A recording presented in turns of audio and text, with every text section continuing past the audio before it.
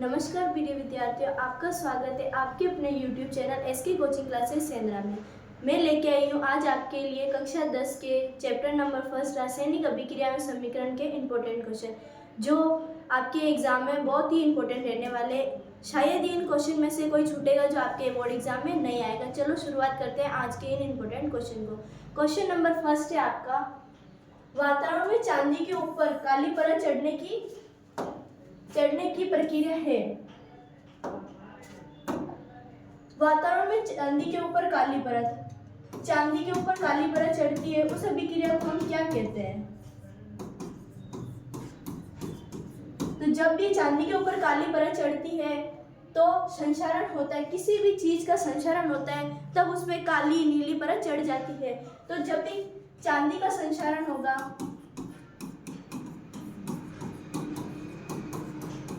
तब चांदी के ऊपर काली परत चढ़ जाएगी।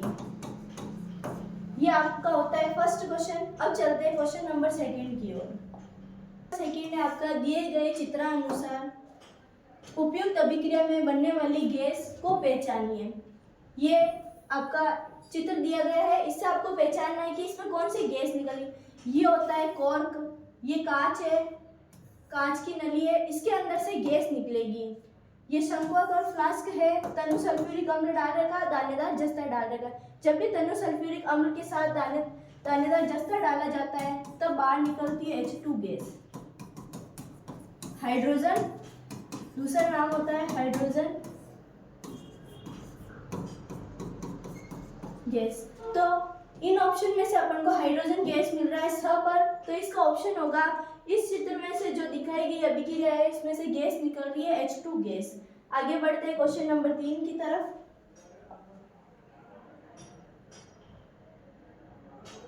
क्वेश्चन नंबर 3 है आपका, गैल्वेनोलाइजेशन को में किस पदार्थ की परत धातुओं पर चढ़ाई जाती है? गैल्वेनोलाइजेशन को यदश्म लेपन भी कहते हैं। इसका दूसरा सेकंड नेम है ये लोहे स्टील के ऊपर जस्ते की परत चढ़ाई जाती है, उसे ही गैल्वेनोलाइजेशन या यदश्म लेपन कहते हैं। तो इसका ऑप्शन राइट हो जाएगा स, जस्ते की परत चढ़ाई जाती है। क्वेश्चन नंबर 4 की ओर बढ़ते हैं। क्वेश्चन नंबर 4 है आपका, संक्षारण से धातुओं को बचाने का तरीका है। संक्षारण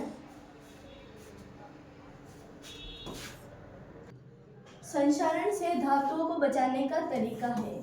संक्षारण, जैसे कि हमने पढ़ा था, चांदी का संक्षारण होता है तब काली परत चढ़ती है, वैसे ही लोहे का भी संक्षारण होता है। तो इन सब से रोकने के लिए हम क्या कर सकते हैं? तो लोहे पे संक्षारण को बचाने के लिए हम पेंट करते हैं।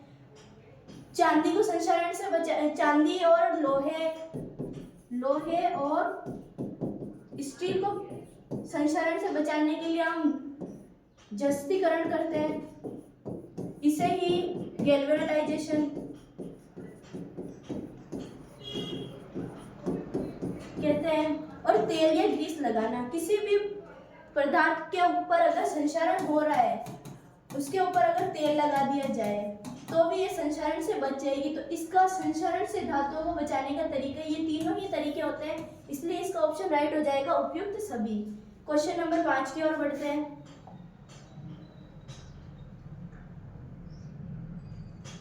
क्वेश्चन नंबर 5 है आपका, विकृत गंधिता का कारण है। विकृत गंधिता का कारण है। विकृत गंधिता का कारण होता है अपचयन, किसी भी पदार्थ में अपचयन यानी कि ऑक्सीजन का बढ़ना। कोई भी वस्तु अगर ऑक्सीजन के संपर्क में आएगी,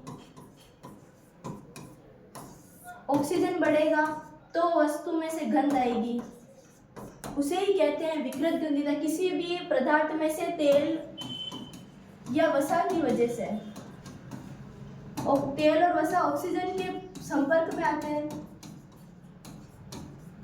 तो वो गंदे उसमें से अधिक सी गंध आती है, उसे ही वो किसके कारण होता है? अपचयन के कारण होता है, इसलिए इसका विकृत गंधिता का कारण हो जाता है अपचयन। क्वेश्चन नंबर 6 की तरफ बढ़ते हैं।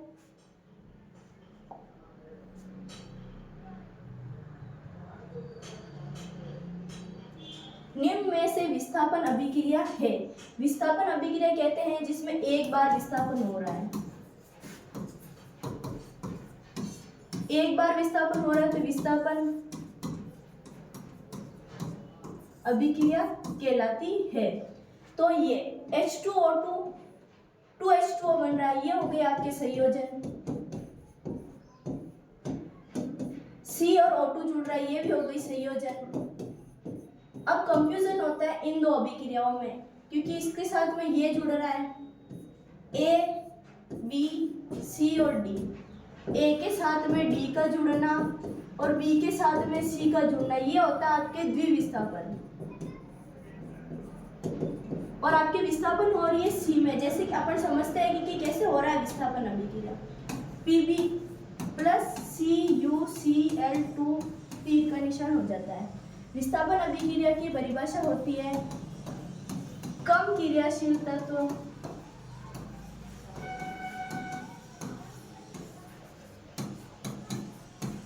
अधिक क्रियाशील तत्व को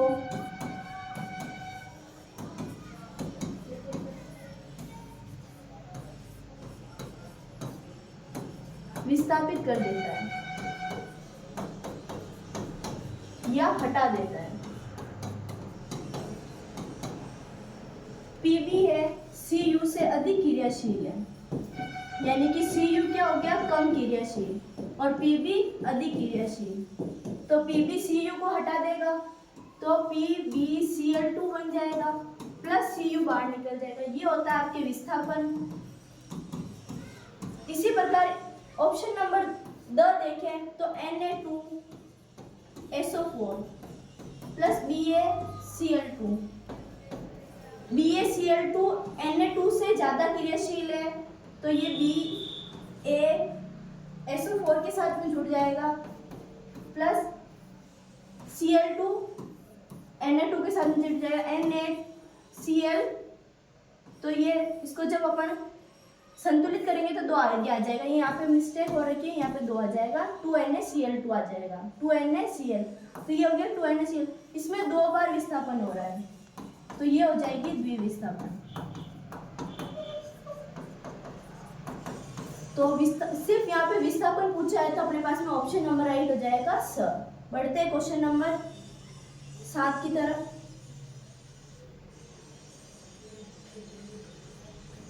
निम्न में से संयोजन अभिक्रिया है किसी वस्तु का जुड़ना।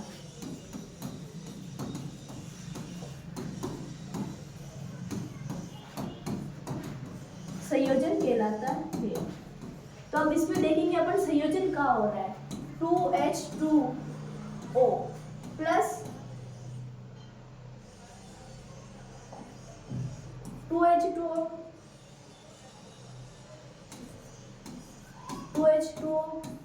तीर का निशान 2H2 प्लस O2। इसमें 2H2 टूट रहा है तो ये संयोजन होगा नहीं। संयोजन का मतलब होता है जुड़ना। तो फर्स्ट ऑप्शन तो हो गया हमारे पास गलत। सेकेंड ऑप्शन आता है C प्लस O2। C को अपन O2 से जोड़ेंगे तो CO2 बनेगा, तो यहाँ पे जुड़ रहा है तो इसका मतलब संयोजन। तो ऑप्शन नंबर सेकंड में हो रहा है संयोजन। अब इस ऑप्शन नंबर सर की बात करें तो ये हो जाएगा विस्थापन। इसकी बात करें तो ये हो जाएगा द्विविस्थापन। तो क्वेश्चन नंबर 7 संयोजन अभिक्रिया है तो संयोजन अभिक्रिया हो जाएगी C plus O2 CO2। Option question number 8 की ओर बढ़ते हैं।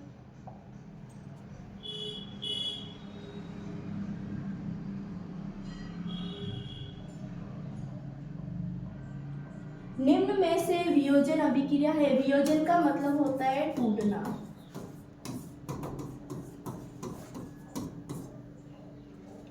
ये आपकी गलत लिखना चाहिए। 2H2O arrow 2H2 plus O2 टूटना, इस अभिक्रिया में ये एक अभिकारक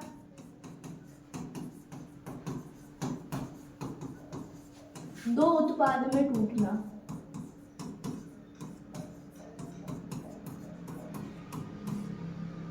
वियोजन कहलाता है। तो 2H2 प्लस O2 में टूट रहा है, तो यहाँ पे वियोजन हो रहा है। तो ऑप्शन नंबर फर्स्ट ही राइट हो जाता है कि वियोजन अभिक्रिया है 2H2O arrow 2H2 plus O2, ये हो गई आपके वियोजन। C प्लस O2 संयोजन हो जाएगा, विस्थापन, यहाँ पे द्विविस्थापन।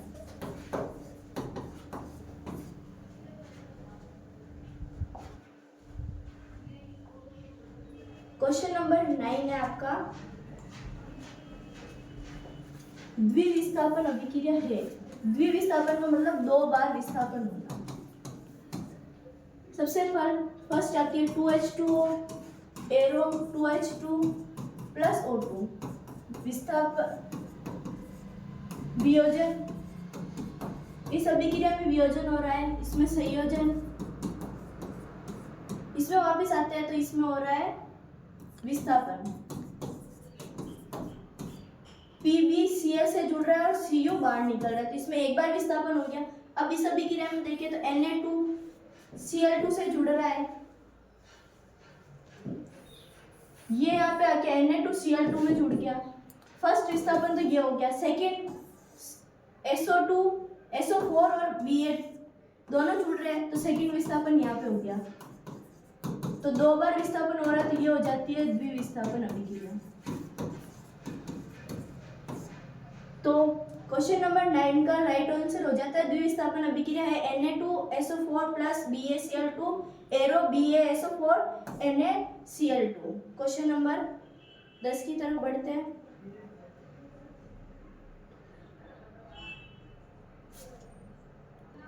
निम्न में से कंकाली समीकरण है, तो कंकाली समीकरण होता है आपके समीकरण अभिकारक के इस तरफ और उत्पाद दोनों तरफ परमाणु संख्याएं बराबर ना हो,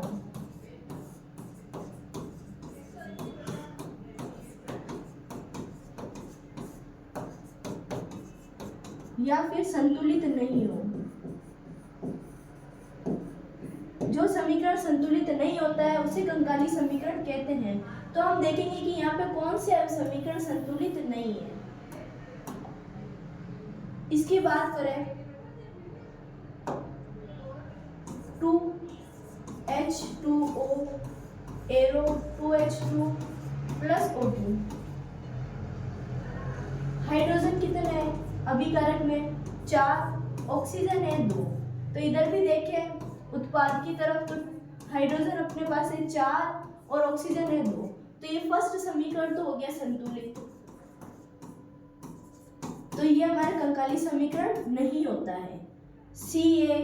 C प्लस O2, एक बार इधर भी C एक है और O भी 2 है। अभिकारक के राइट हैंड साइड देखें तो कार्बन 1 है, ऑक्सीजन 2 है, तो दोनों तरफ संतुलित है। इसका मतलब ये भी समीकरण हमारे पास संतुलित है। स की बात करें Ag 1 है, इस तरफ 1 है तो इस तरफ भी 1 है। Cl 1 है तो ये भी 1 है, यहाँ पे Cl2 है। राइट हैंड साइड देखें Ag 1 है तो इधर भी 1 है, Cl2 दोनों तरफ 2 है, तो ये समीकरण भी हो गया हमारे पास संतुलित। अब ऑप्शन नंबर डी की बात करें, द की बात करें तो Na 2 है तो ये लिख दिया 2, SO4 4 है तो अपन लिख दिया 4, Ba 1 है तो 1 लिख दिया, Cl 2 है तो 2 लिख दिए। अब राइट हैंड साइड की बात करें तो Ba 1 है तो 1 ही लिख दिया अपन ने, SO4 4 है तो 4, Na 1 2 है तो अपन ने 2 लिख दिए, Cl 2 है तो 2 लिख दिए। अब बात करें दोनों की समीकरण संतुलित है, पर लिखने में हमने मिस्टेक की है कि Na 2 Cl2, या तो ऐसे लिखा जाएगा या ऐसे लिखा जाएगा 2NaCl2, पर इनमें से ज़्यादा सही ये होता है तो हमने ये लिख रखा, तो ये अपना ऑप्शन हो जाता है द गलत। तो इसका राइट क्या होगा, निम्न में से कंकाली समीकरण है तो option number the Na2SO4 plus BaCl2 arrow BaSO4 plus Na2Cl2, तो ऑप्शन नंबर द राइट हो जाता है। क्वेश्चन नंबर आगे की ओर बढ़ते हैं।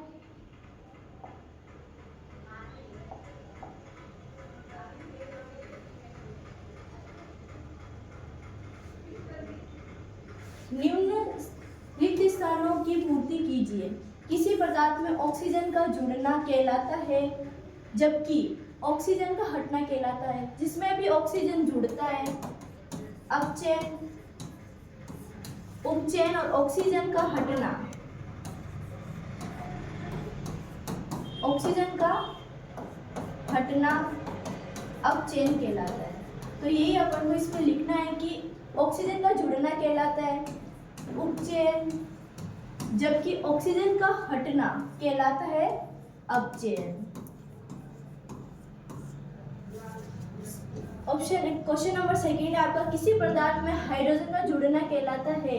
ये क्वेश्चन वापस रिपीट हो गया, इसके लिए हम माफी चाहते हैं। आगे बढ़ते हैं।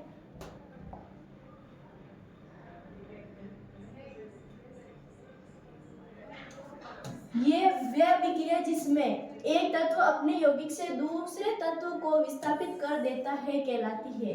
एक तत्व का दूसरे तत्व को विस्थापित करना कहलाता है विस्थापन। जिसकी हमने अभिक्रिया पढ़ ली है तो इसका उत्तर हो जाएगा विस्थापन। अगर आप अपने तैयारी को और भी बेहतर बनाना चाहते हैं तो हमारे YouTube चैनल की तरह हमारा प्ले स्टोर पे भी एक चैनल है जिसका नाम है SK क्लासेज। आप वहाँ पे जाके प्ले स्टोर से हमारा ऐप डाउनलोड कीजिए और आपकी अपनी तैयारी को और बेहतर बनाइए। उसके अंदर 100 टेस्ट सीरीज रहेगी जो आपके बोर्ड एग्जाम तक वैलिड रहेगी और जिससे आप अपनी तैयारी को और भी बेहतर बना सकते हैं। आइए क्वेश्चन नंबर आगे की ओर बढ़ते हैं। दो एंटीऑक्सीडेंट जो आमतौर पर वसा से जुड़े होते हैं और तेल युक्त खाद्य पदार्थ बासीपन को रोकने के लिए है। तो फर्स्ट होता है अपने पास में विटामिन ई।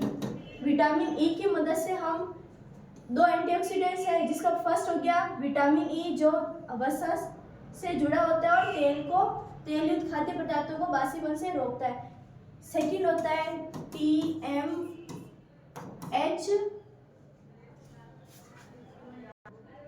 दूसरा होता है TBHQ जिसका नाम होता है तृतीयक ब्यूटाइल हाइड्रोजन क्विनोल।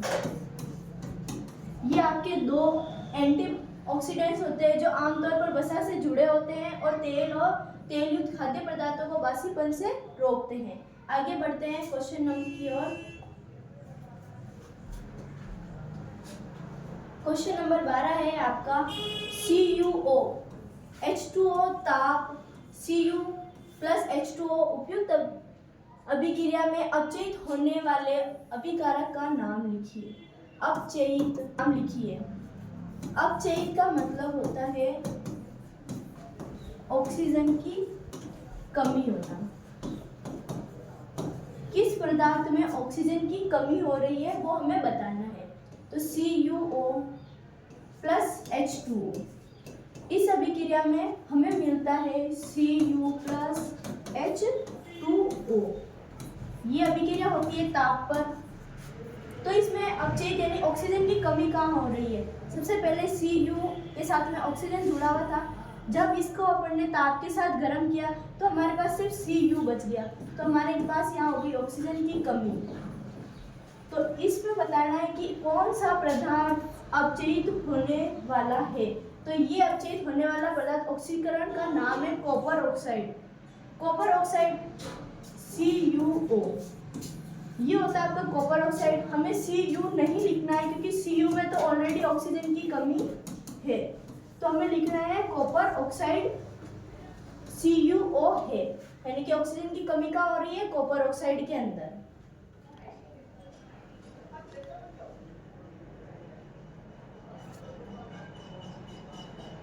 क्वेश्चन नंबर 13 है आपका, निम्न प्रेक्षणों से हम कह सकते हैं कि रासायनिक अभिक्रिया हुई है। ऐसे कौन कौन से प्रेक्षण हैं जिसके अंदर रासायनिक अभिक्रिया हो रही है? किसी भी रासायनिक अभिक्रिया के निम्न प्रेक्षण हो सकते हैं, जैसे अवस्था में परिवर्तन, जैसे कि किसी भी अभिक्रिया में किसी भी रंग में यानी कि ठोस द्रव गैस में 3 अवस्थाएं होती है, ठोस द्रव और गैस। इनमें किसी में भी परिवर्तन हो रहा है तो हम कह सकते हैं कि वे रासायनिक अभिक्रिया है। सेकंड है रंग में परिवर्तन। जैसे आप लिटमस पत्र देखते हैं, किसी भी पदार्थ को इसमें डालने पर इसका कलर चेंज हो जाता है, जैसे लाल से नीला, नीले से लाल। तो यही होता है कि रंग में परिवर्तन, रंग में परिवर्तन होने से भी रासायनिक अभिक्रिया होती है। तीसरा है ताप में परिवर्तन। किसी भी अभिक्रिया को हम करवा रहे हैं तो कम ताप पर करवा रहे हैं, फिर उसके बाद में रासायनिक अभिक्रिया का तापमान एकदम से बढ़ा, अधिक हुआ, फिर उसे बाहर निकालने पर कम हो गया तापमान। तो तापमान में अगर परिवर्तन हो रहा है तो भी हम कहेंगे कि वहाँ पे रासायनिक अभिक्रिया हो रही है। डी है किसी गैस का उत्सर्जन अथवा निकास। उत्सर्जन किसी भी गैस, जैसे हमने क्वेश्चन नंबर 2 में पढ़ा था कि H2 गैस निकल रही है, वैसे ही किसी भी अभिक्रिया में अगर गैस का उत्सर्जन बाहर निकलना ये सब हो रहा है तो ये भी कहलाती है रासायनिक अभिक्रिया होती है। तो इन 4 प्रेक्षणों से हम समझ सकते हैं कि रासायनिक अभिक्रिया हुई है। आगे बढ़ते हैं क्वेश्चन की ओर।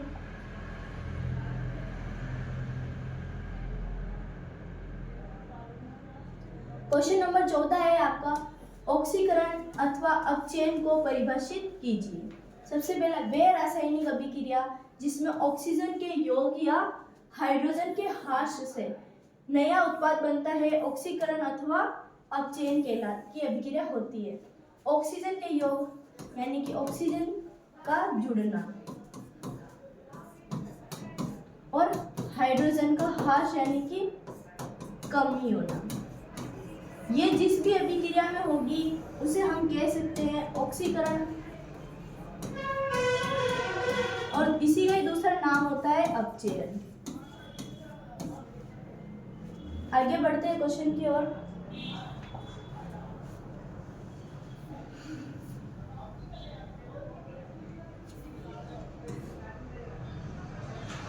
अपचयन पढ़ लिया, अब पढ़े उपचयन पढ़ लिया, पढ़ेंगे अपन अपचयन।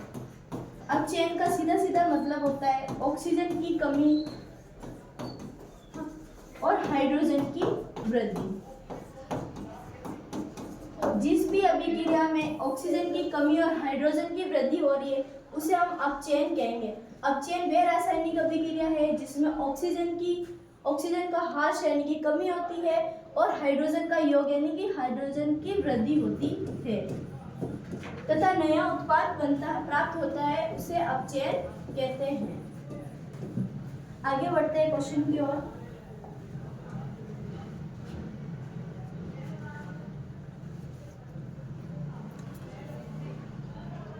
किसी रासायनिक अभिक्रिया का संतुलन किस आधार पर किया जाता है?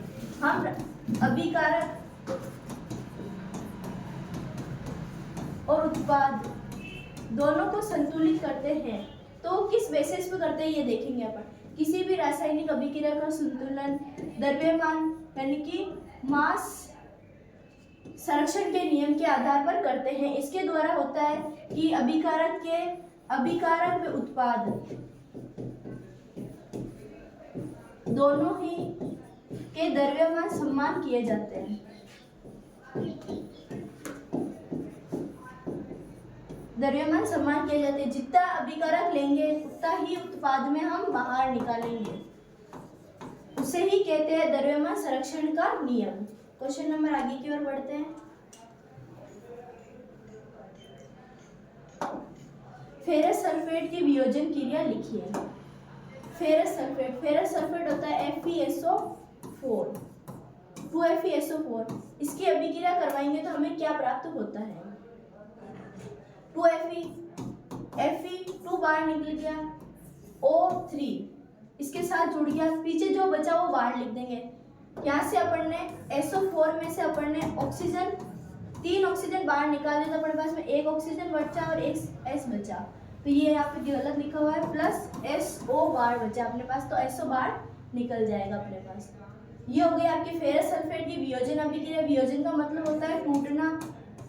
2Fe प्लस SO4 अपने पास ये था, एक अभिकारक था और 2 उत्पाद में बदल गया, उसे ही कहते हैं वियोजन अभिक्रिया।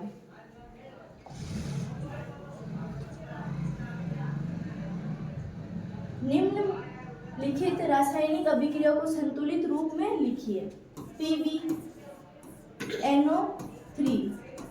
हमारे पास Pb 1 है तो 1 लिख दिया, N 1 है तो लिख दिया, O 3 है तो 3 लिख दिया। अब अभिकारक ये हो गया।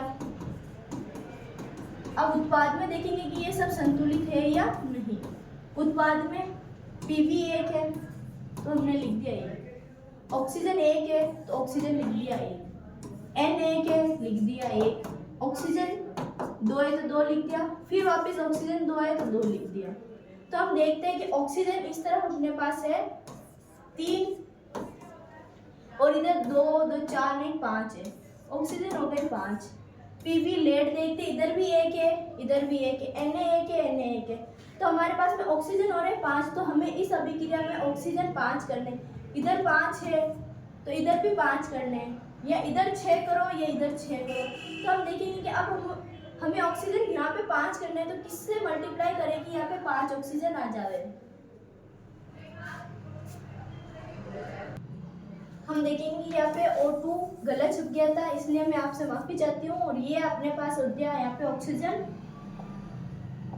अब इस क्वेश्चन को वापस सॉल्व करते हैं। Pb हमारे पास है 1, तो अभिकारक के उस तरफ भी Pb 1 है। संतुलित रासायनिक समीकरण लिखिए, तो हम लिखते हैं Pb प्लस CuCl2।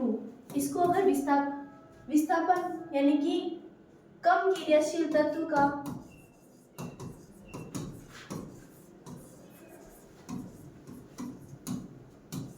अधिक क्रियाशील तत्व द्वारा विस्थापन,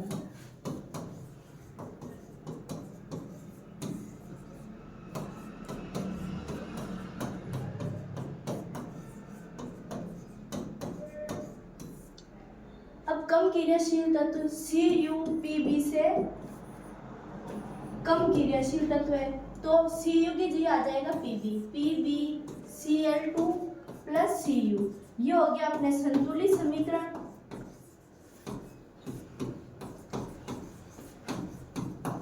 प्लस विस्थापन अभिक्रिया।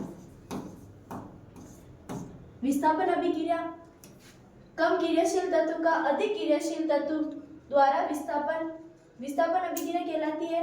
प्लस संतुलित भी करना है, तो हम किसी भी अभिक्रिया को संतुलित कैसे करते हैं? अभिकारक और उत्पाद दोनों के ही द्रव्यमान बराबर होना। तो हम देखेंगे Pb अपने पास 1 है तो इधर भी 1 है, Cl 2 है इधर भी 2 है तो यहाँ पे भी 2 है, Cu 2 है तो Cu 1 है तो इधर भी 1 है। तो ये अपना हो जाता है विस्थापन अभिक्रिया प्लस संतुलित रासायनिक समीकरण। मैं आपको लिख के बता देती हूँ, फिर आप अपनी कॉपी में नोट कर देना। Pb plus CuCl2 arrow PbCl2 plus Cu, ये हो जाता है आपका विस्थापन अभिक्रिया प्लस संतुलित रासायनिक समीकरण। इसी के साथ हम अपनी वीडियो को समाप्त करते हैं। अगर आपको हमारा ये वीडियो पसंद आया हो तो हमारे YouTube channel SK coaching classes को सब्सक्राइब करें, लाइक करें, शेयर करें। प्लस हमारे प्ले स्टोर से हमारे ऐप SK क्लासेस को डाउनलोड करें और अपने टेस्ट सीरीज से अपने सारे क्वेश्चंस की तैयारी करें। धन्यवाद, फिर मिलते हैं नेक्स्ट वीडियो के साथ।